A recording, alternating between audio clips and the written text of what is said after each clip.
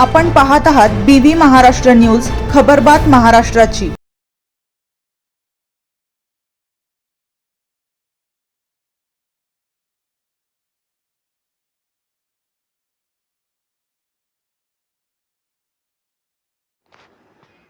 शिंदखेडा येथे गो सन्मान अभियान अंतर्गत तहसीलदारांना दिले निवेदन। गो सन्मान अभियान संपूर्ण भारतभरातील संतांच्या वतीने राबविण्यात आला। भारत सरकारने गोमातेला सन्मान द्यावा या मागणीसाठी गो सन्मान दिवस म्हणून साजरा करण्यात यावा म्हणून संपूर्ण भारतातील तहसील कार्यालयांमध्ये सर्व गोभक्त तथा राष्ट्रीय स्वयंसेवक संघाचे कार्यकर्ते, बजरंग दलाचे कार्यकर्ते व विविध संघटनांच्या वतीने निवेदन देण्यात आला। त्यातलाच एक भाग म्हणून धुळे जिल्ह्यातील शिंदखेडा तालुक्यात सर्व गोभक्त व स्वयंसेवक संघाचे कार्यकर्ते, बजरंग दलाचे कार्यकर्ते किंवा अन्य संघटनेचे सर्व कार्यकर्ते आणि सर्व गौभक्त यांनी शिंदखेडा येथील तहसील कार्यालयामध्ये तहसीलदारांना निवेदन दिले। यावेळी धर्मजागरण संस्कृती प्रमुख महंत योगी दत्तानाथ महाराज तसेच राष्ट्रीय स्वयंसेवक संघाचे दीपकजी सोनार, मनोज महाराज शिंपी, विशाल महाराज बाविस्कर, रोहन बाविस्कर, प्रशांतजी कोळी, पुष्कराज बोरसे, सर्व स्वयंसेवक तरुण बांधव मोठ्या संख्येने तहसीलदार कार्यालय शिंदखेडा या ठिकाणी निवेदन देण्यासाठी उपस्थित होते। BV न्यूज महाराष्ट्रासाठी धुळे जिल्हा प्रतिनिधी प्रमोद बोरसे। जय श्रीराम, जय श्रीराम, जय श्रीराम, जय श्रीराम।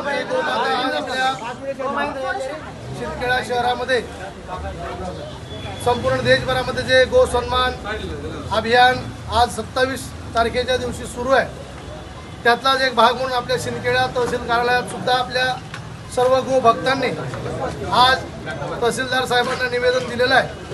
आणि या गो अभियानाच्या माध्यमातून संपूर्ण देशभरामध्ये राष्ट्रपतीपर्यंत, पंतप्रधानांपर्यंत हा जो संदेश पोहोचवण्यात आलेला आहे की गो मातेला राष्ट्रमातेचा दर्जा मिळावा। आणि दुसरी गोष्ट, देशभरातील गो कत्तल ही थांबली पाहिजे, गो मातेला सन्मान मिळाला पाहिजे म्हणून हे अभियान संपूर्ण देशभरामध्ये राबवलं गेलं आहे। आणि त्यातला भाग म्हणून सगळे गोभक्त या ठिकाणी शिंदखेड्यामध्ये सुद्धा शोभायात्रा काढून या ठिकाणी तहसीलदार साहेबांना निवेदन दिलेलं आहे। आजपासून या देशामध्ये हा 27 तारखेचा दिवस गो सन्मान दिवस म्हणून साजरी केला जाईल, असं सुद्धा अभियान या संपूर्ण देशभरामध्ये राबवलं आहे। आपण सुद्धा सगळ्यांनी गो मातेचा यथायोग्य सन्मान करावा ही आज या माध्यमातून सगळ्यांना मी विनंती करतो।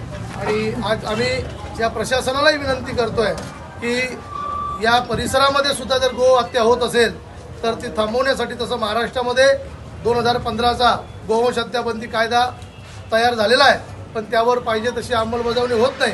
म्हणून आज प्रशासनालाही, पोलीस प्रशासनाला आमची विनंती आहे, जिथे कुठे गोहत्या होत असेल ती गोहत्या थांबवण्यासाठी आपण सगळ्यांनी प्रयत्न करावे अशी आमची विनंती। जय श्रीराम, जय भारत माता की जय।